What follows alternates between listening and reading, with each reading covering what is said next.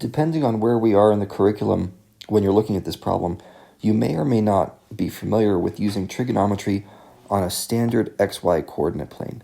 You've probably had some exposure to using trigonometry on triangles, but in this case, at first glance, it doesn't look like there's a triangle here. There's a line, there's an angle, there's a point on the line.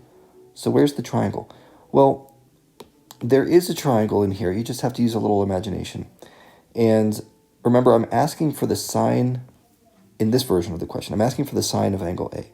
And what sine refers to, the sine of an angle, is equal to the opposite side divided by the hypotenuse.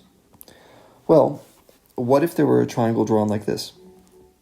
Okay, all of a sudden, now this is something we know how to do, right? You've got your opposite side over here. You've got your hypotenuse over here. What are these things? Well, the point should give us a good push in the right direction. First of all, the x value is 5. That means the lower side of the triangle is 5. And the y value is 9. Okay, so that helps us out a lot. And then the hypotenuse, we can use Pythagorean's theorem to figure out. But if you take a look at the answers over here that we have to choose from, I've got a strong suspicion it's going to be 106. Just saying. So if you try c squared equals a squared plus b squared, right? That's our Pythagorean theorem. That tells us c squared equals 5 squared plus 9 squared. And add those up, yep, we get 106.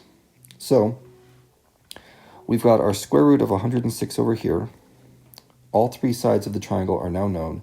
What is the sine of that angle? Opposite over hypotenuse tells us 9 over square root of 106.